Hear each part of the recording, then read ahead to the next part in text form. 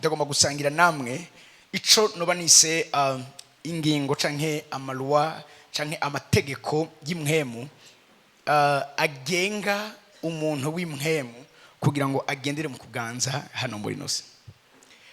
Ndabibutse yuko nta kintu na kimwe gipfa kuba gutyo nyene. Ikintu cyose kiba hariho impamvu, hariho ikibiteye. Ndagiye kuvuga namwe bimwe biranga umuntu w'imwemu.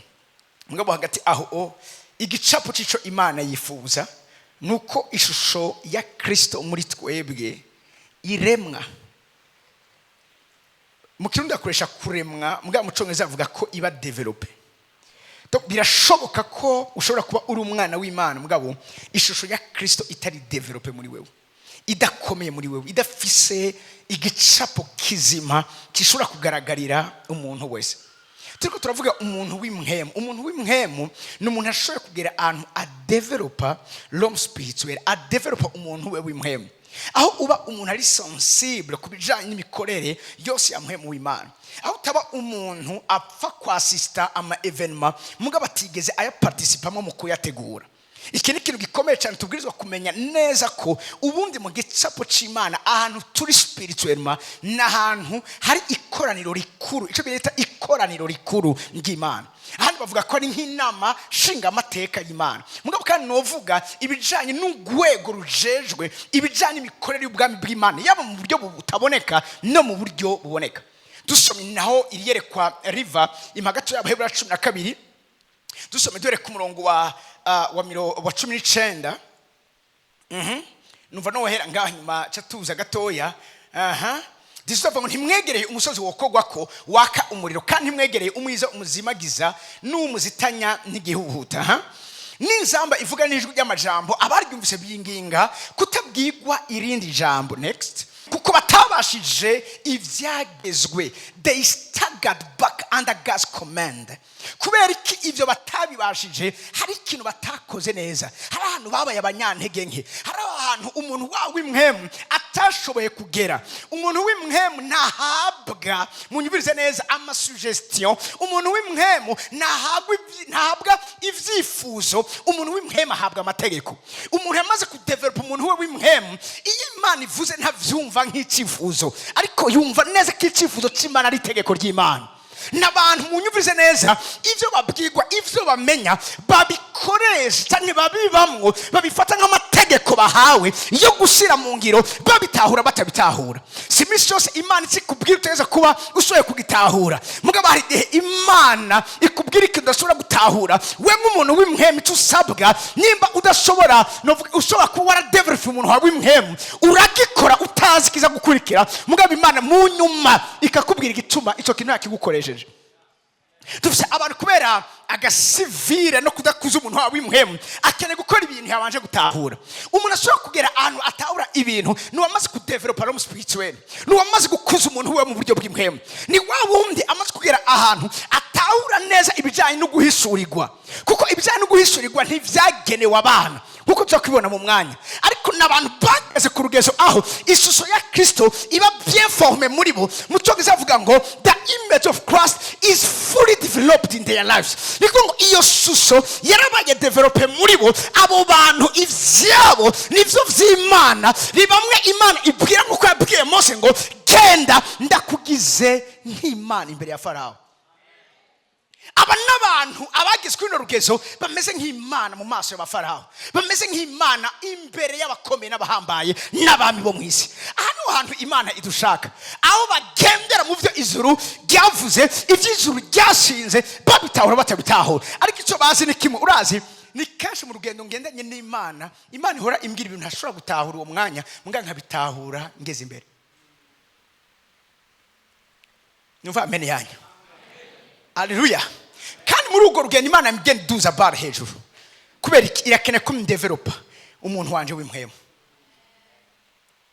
Turi hano muri nose tumatuko turakura. Iyo uhagaritse gukura, uhagaritse ku influence.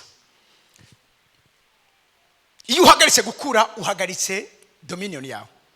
Iyo uhagaritse gukura, uhagaritse gutera imbere kwawe.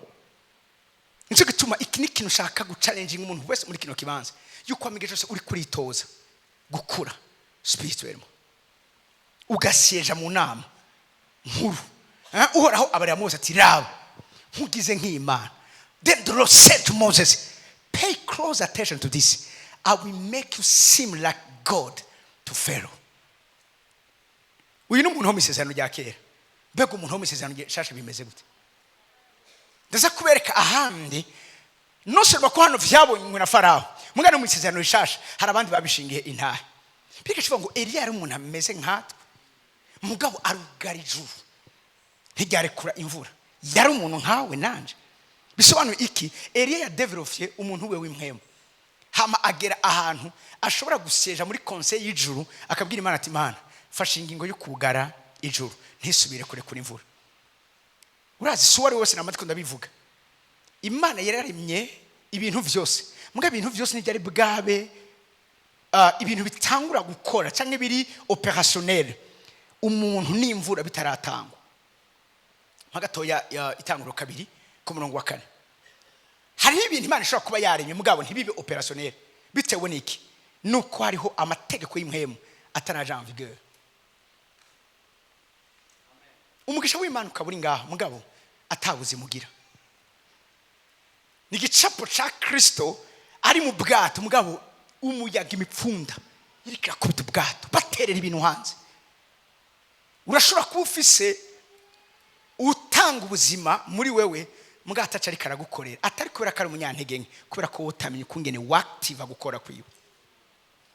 Aya niyo mamo y'ijuru nese igihe vyaremwa umunsi uraho Imana yaremeye ko isi ne juru. Next kumakurikira kandi nta gati ko ku misozi kari bwabeho ku isi nta nakasi ko ku misozi kari bwamere kuko uraho Imana atari bware kurire imvura. Havuga ngo neither will plant no grains were growing on the earth. Mu Kirundi bavuze ngo ntivyari bwabeho muga mu Cyongereza bavuze ngo ntivyari bwatangure gukura. Vyari bihari but ntivyari bwakure ntivyari bwatangure kuri developer. Birahari Imana heje kubirema mugabo ntibiratangura kugaragaza ubuzima Imana yabihaye kugira hano muri no siko munekera muri ko kibanza. Ariyo niho ibijyanye gukuza umuntu wawe imhemu bihagaze. Naho wativa mu byo yose wahawe mu kurengesera ku Mana kuri muri wewe ukaba nk'Imana mu maso y'abatagira Imana. Turavuga dominion. Oh my God. Sai ibintu byose tubisengera. Dominion naho tuba mu kibanza aho burya niyo dusenga umuntu yawe kuganza ari muri rugezo rw'umuntu wiwe yamaze kuba developer w'imhemu agera ahantu munyumvirize gusenga kwiwe atabari gusaba ngo Imana ibikore mugaba abari kuganira n'Imana ingene biza gukogwa. Ndabasaba ikintu kimwe muduge hejuru gatoya kugira ngo ndabakomunike biri hejuru. Sitwa maneka muri cyo kibanza. Eliya ntiyagiye gusenga ngo Imana ivyumve irekure imvura. Eliya yagiye gusenga abwira Imana igituma yafashe ingingo atabanje kubanza kuyibaza. Ndabasarishe gatoya. Imagatoya grace abami ba mbere 17. Bukeye Eliya w'itishubi umwe mu bagerereye igireyadi aragenda barira Ahabu ati ndahiye guhora kuhoraho Imana y'Abisirayeli ari we nyene nsavye yuko atakime kizotonda canke imvura ngo ikoroke muri imyaka atari jewe mbivuze. Atari ndabivuze Eliya. Imana mwibuke muitagura aho doje gusoma ivyo Imana yaremye ivyatsi ibiti ntivyashobora gukura kubera iki hari habuze imvura.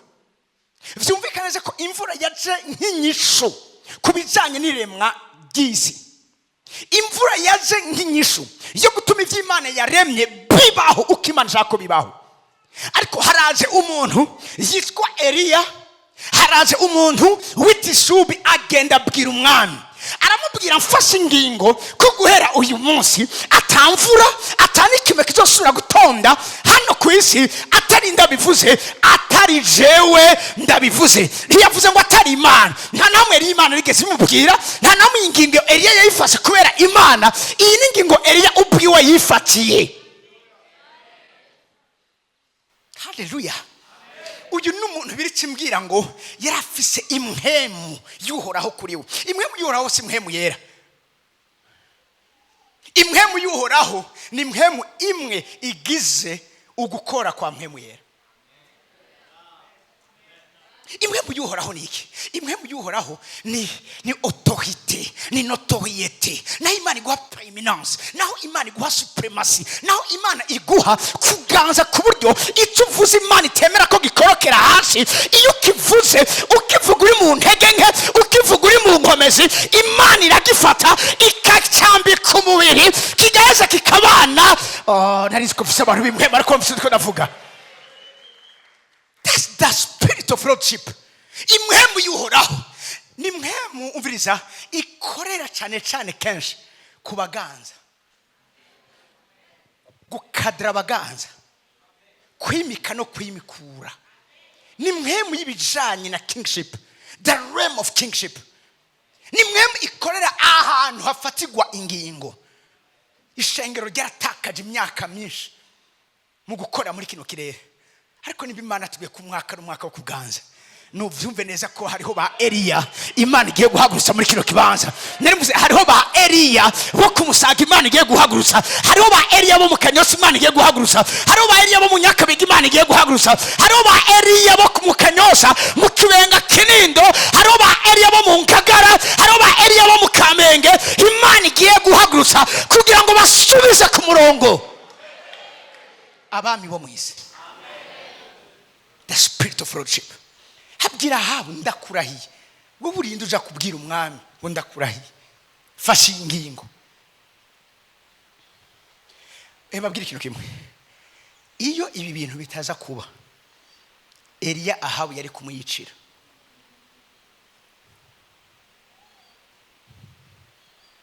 Mugabo icyatuma Eliya yubahwa na Ahabu nuko ico yavuze atakivugiye hariho hose.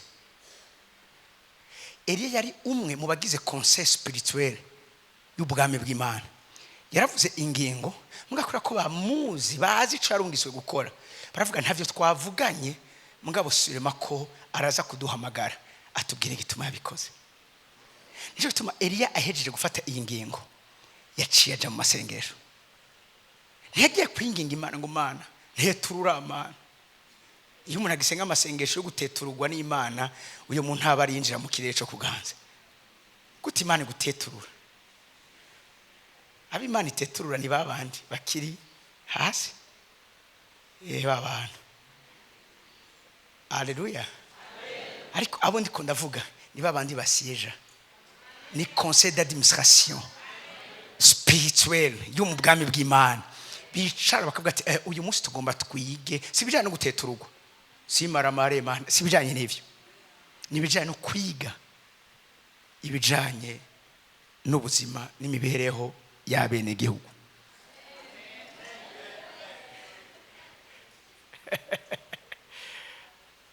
Harmuneka mujeno ndavuga, harmuneka mujeno ndavuga ati murazi yuko kuva naka akijijwe aho ni mu muryango w'abari ko baravuga, burya impfu zagabanutse mu muryango wacu kubera iki? Hariho uwazanye icagezo gishasha yuko atabagiye gusubira gupfa bariko barakenyuka. Urazi irukanga muri Luka 14 kabata savatosh 21-22.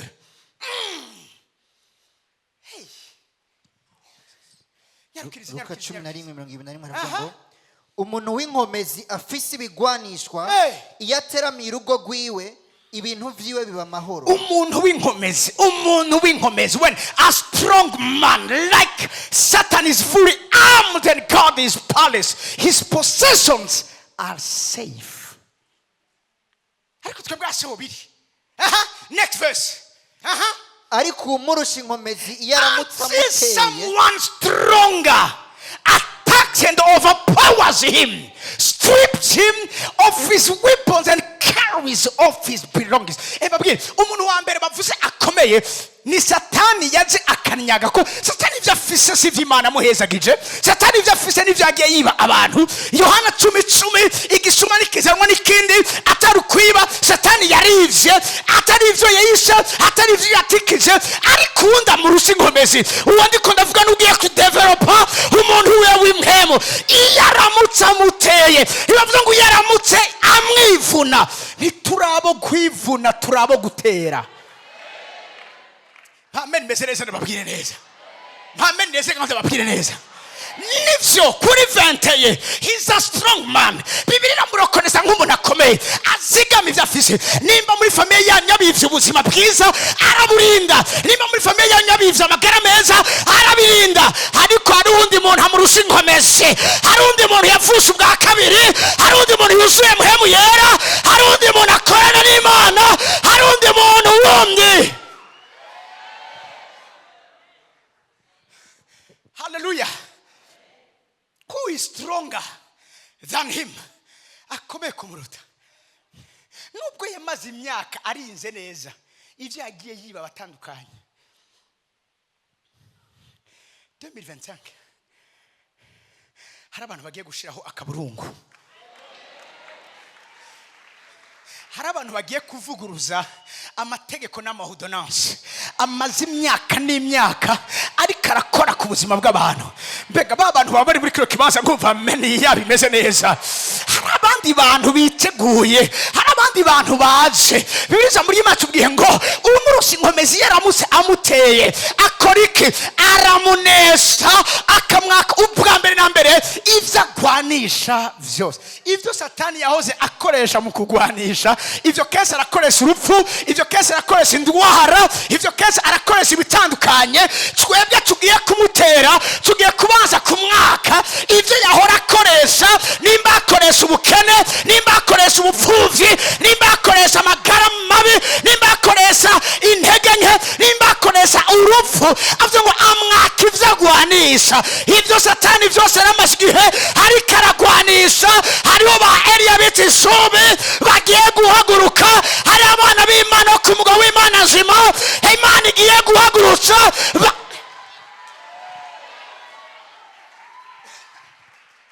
Kaze kandi muri 2025, kaze kandi muri 2025, umwaka wo kudepuya, umwaka wo kunyaga, umwaka wo kwaka icyo umwasi cyose yahora akoresha mu kwica, mu kwiba, mu gutikiza ubuzima bwawe.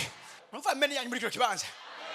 Hari nahe mugiye kumva mu minsi iri imbere, umwana wanje umukobwa araza nsanga muri biro, arayansavye umubonano, hanyuma ndawumuha. Atarambira ati nagomba ndakubwira ikintu cabaye. Nari maze imyaka 10 ndiko ndasengera uruvyaro, nari maze imyaka 10 ndondera ikibondo.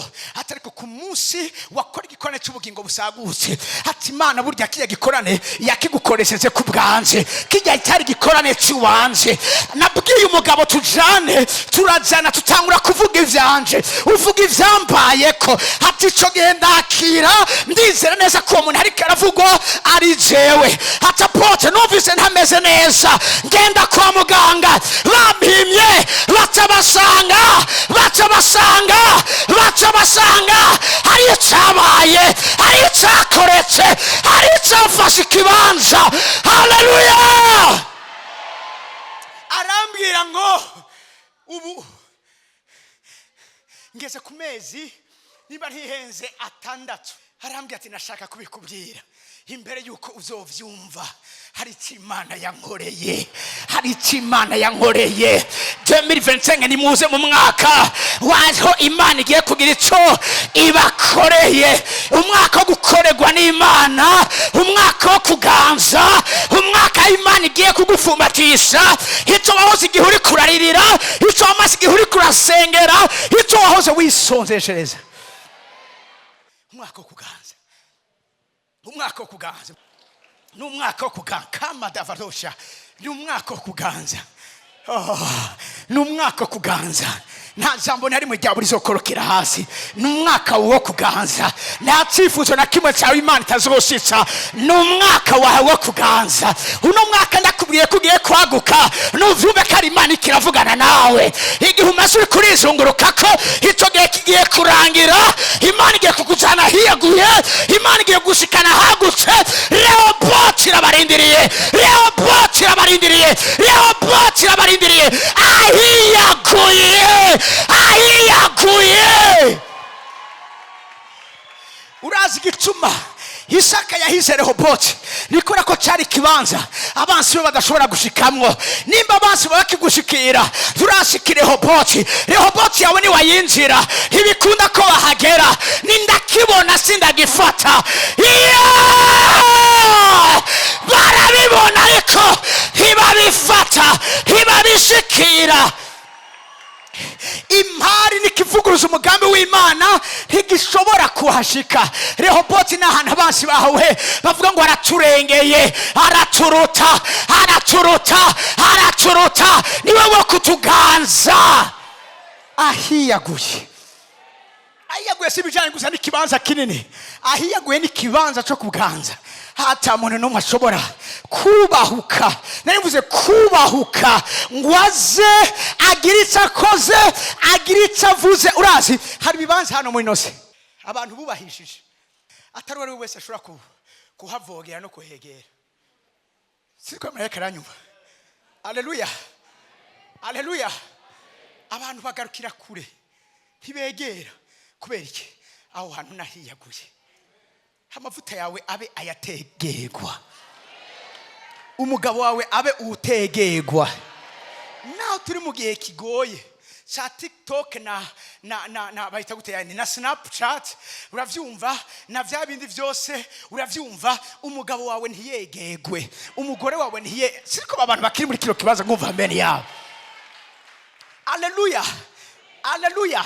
Business ya uraza hari abantu babariko barakubinda info uduze gatoya baca bakubita ugasubira hasi. Ivyo byari byo muri 2024. Muri 2025 uri umuntu w'inkomezi, hari usinkomezi warafise inkomezi yiteguriye kumutera kumunyaga ivyo yagwanisha vyose. Numva amen mezeza muri kilo kibanza, numva amen mezeza muri kilo kibanza no kumutwara ivyo yari yaratwaye. Umwaka wa 2025 na professeur, umwaka muri 2025 ni umwaka tugiye kuba ba distributeur, ni umwaka tugiye kuba haleluya aba distributeur, babandi batanga, babandi basabikaniriza abandi. Apana bafashwa ariko abafasha, apana bakira ariko abatanga. Mameni yanyu muri kino kibanza 2025 ni umwaka wo gusangiza imigisha Imana yaduhaye abandi abatarashikirwa cyo turagiye kubashikira, abatararonka cyo turagiye kubaronkera, abatarabifata cyo turagiye kubashikiriza. Amen meze neza muri kino kibanza. Hamwe akivyagwanisha byose. Ndakundira ijambo yari yizigiye. Ijyo Satani yari yizigiye. Mbwira umuntu hano ndiwa ati inkuru nziza irabandanya.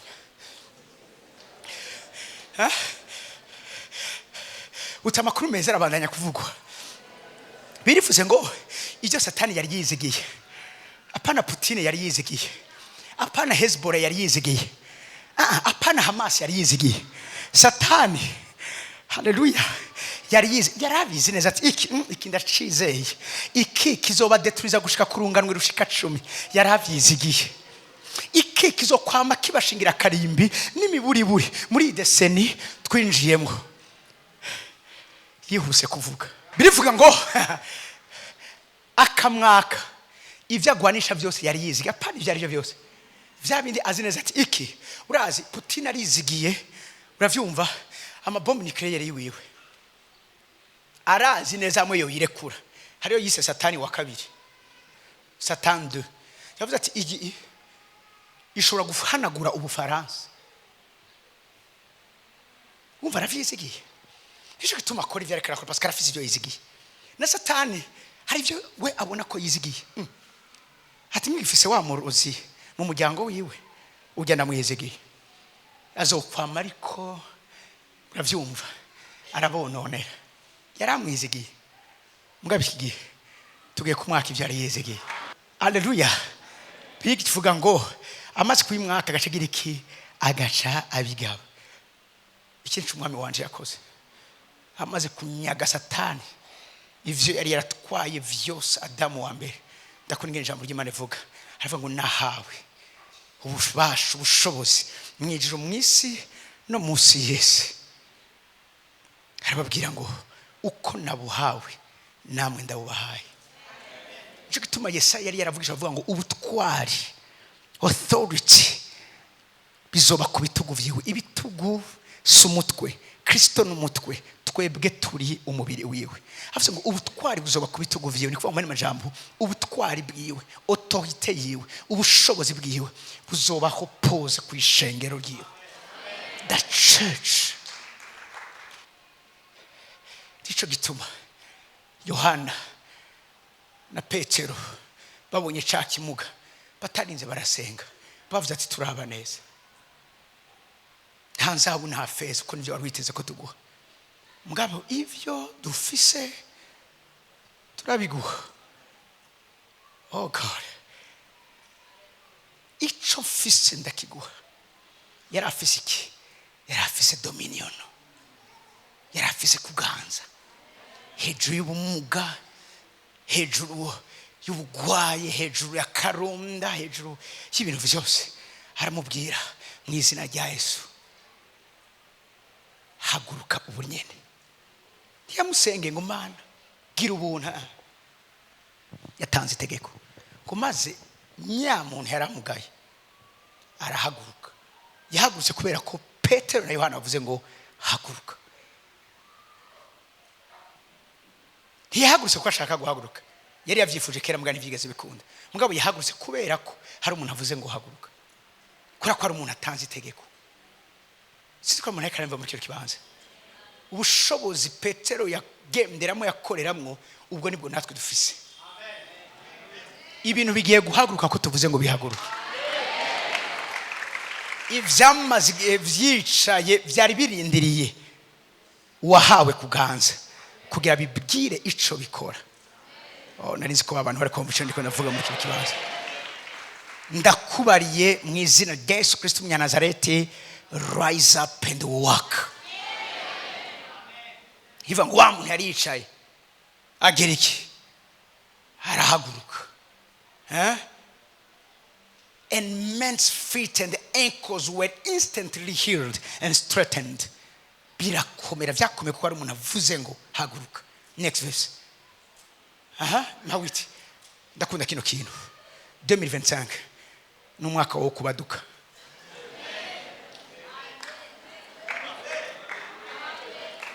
Imana guhezagire. Mbekwereka nyine batabikora. Rimwe kabiri gatatu baduka. Yes. Sura wicare. Rimwe kabiri gatatu baduka. Hari umuntu yabikora nkuko narinda bivuze n'umugongo we warugiye gukira mu izina rya Yesu. Tugomba tubikore neza ijya nyuma. Satani tuyimutangarize yuko uyu mwaka wacu, uyu mwaka wa 2025 2025 si umwaka nk'iyindi, si ibihe nk'ibindi, ni umwaka ijuru yaduhaye, ni umwaka urimo amasezerano akomeye, ni umwaka w'abami n'abamikazi, ni umwaka w'abaherezi, ni umwaka Imana yatanze kuganza ku bamwizeye bose. Rimwe kabiri gatatu baduka. Bikubere nk'uko bikoze. Ubaduke mu muryango wawe, ubaduke mu ishengero, ubaduke mu kibano cawe, ubaduke ku kazi kawe, ubaduke ku mashure yawe. Ibikugize byose bibaduke, ibintu byose bibaduke. Ubuzima bwawe bwakira igitangaza cyo kubaduka. Abavyize nuve amen. Urabaduka. Nani muze urabaduka. Urabaduka. Urazi iyo turi muri bino bihe byo kuganza hariho ibintu turi oblige gufosa kubera ko vyabaye ibigaba, kubera vyabaye ibitumva, kubera ko vyabaye ibintu vyaje kumva itegeko ry'umwami riciye mu buzima bwacu. Numva amen mezeza muri kino kibanza.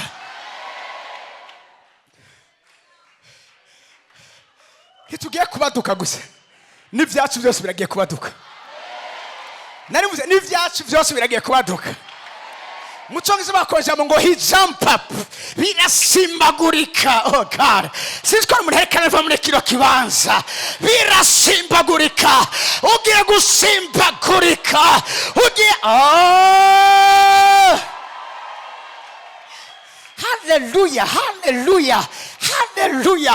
Ndakunda ijambo ry'Imana ribwira ngo umviriza, bagiye gutambagira ku dutwe tw'imisozi yabo. Numva norangiza kuri buno buhanuzi hejuru umuntu wese ariko arumva iri jwi ryanjye riko rava kuri kino gicaniro. Uragiye gutambagirika, uragiye gutambukira, uragiye gusimbagurika ku dutwe tw'imisozi.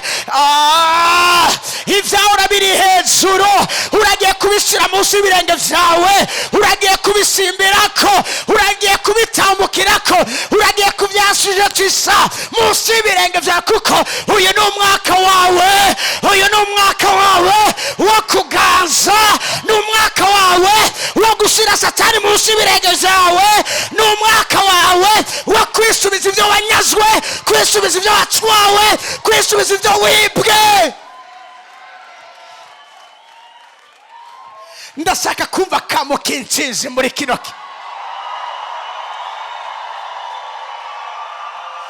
ndashaka ureze ngaho makamo.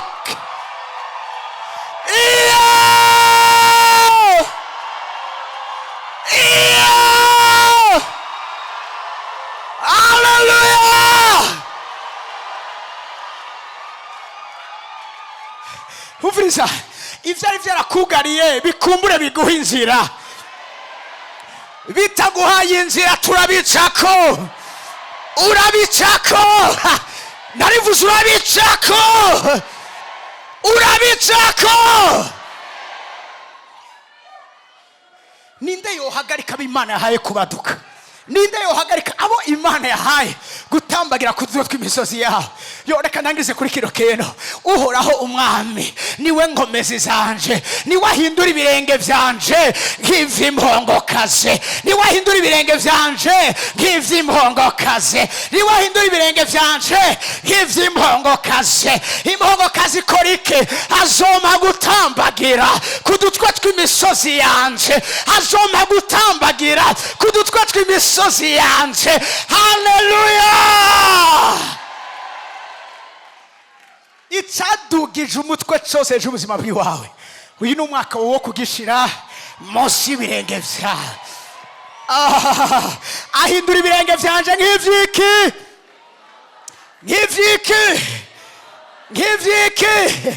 Impongokazi nitambuka bisanzwe. Impongokazi Imana yihaye ubukuba, yayihaye kukerebuka, yayihaye kunyaruka, kugira ngo uviriza nitambukire ku dutwe ariko isimbire. Harimo ikintu cyo gusimba, harimo ikintu cyo gutaruka, harimo ikintu cyo ku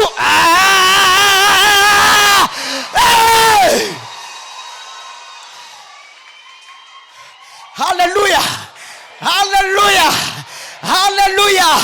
Wa musozi we urigirika imbere y'abana basiyeje, wa musozi we urigirika imbere y'umusabyi w'Imana.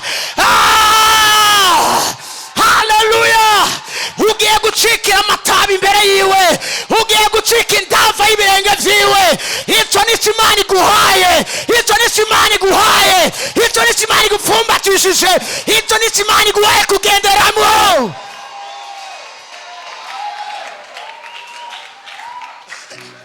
Ibande umva odeur y'umwaka.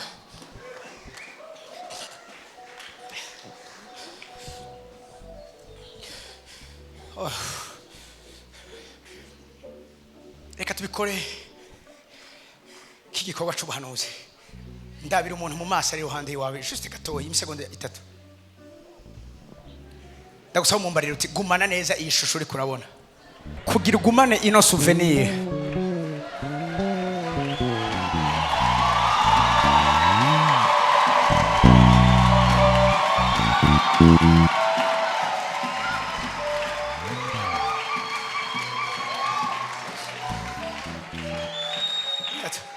Iyo abantu batakaje souvenir, hari n'ibindi batakaje imbere. Fantezi twari Gitega, hamaduhura n'umujene nzi ku ishuri. hamaduhuye haraza ati Kevin ni sawa? Yego ni sawa. Teno bambwiye uracavuga ubutumwa nka kera. Ndavuga none nico natoranye kuva mu bwana bwanje. Hanyuma turahana nimero. Camona aranyandikiye ngo imbabazi.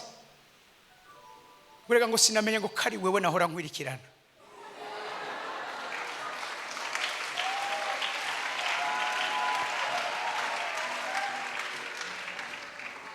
Ko cyongo byarakomeye.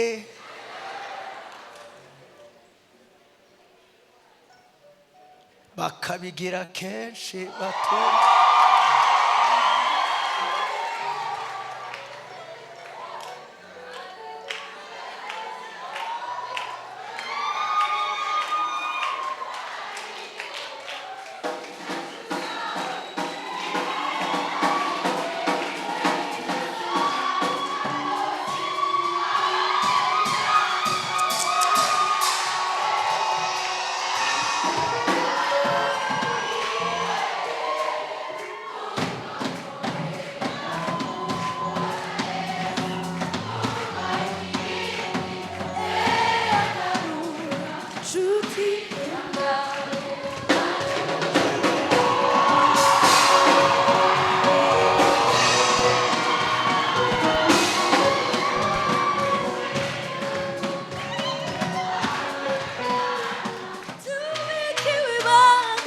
Harugiwisho tuwesi izu uko tuzata ikura hisuba inatoke tuba abisi matatuzi ikura igwa irima ya tete imwe teba katurusa no kweza bakatwitiranya kuko dusangira ibisimbo bakatwitiranya kuko dusangira ibyago Akabigira kenshi baturusha n'ubutunzi bakagenda mu modoka wewe utagira n'igare imbwa zese igahanga wewe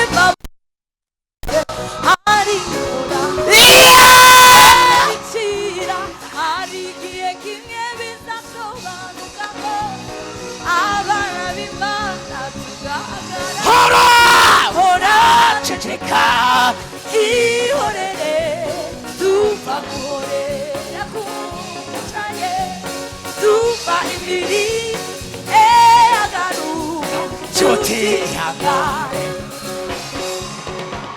hoza ijwi ryawe woye kuboroga hoza ijwi ryawe woye kuboroga hoza ijwi ryawe mukobwa w'Isiyoni ayihora ihorere hora ceceka ihorere duva guhorera kumuhoza Yesu duva ibiri agaruka tutihangane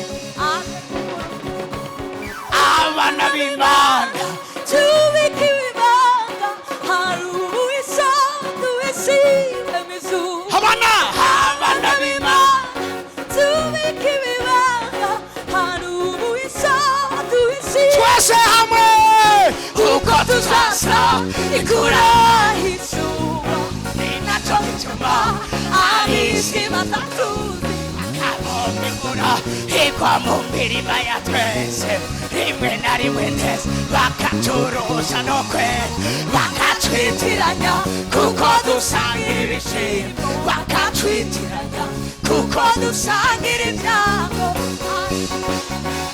baturusha n'ubutunzi bakagenda mu mano wewe utagira n'igare ifate n'igahano wewe pawuri mani oya ariko hora idatusahorishe hari igihe kimwe bizasobanuka rwose abana b'Imana bahagarara turaceceka ihorera tumva muhore tumuhoza Yesu tumva ibirindi agaruka tutihangane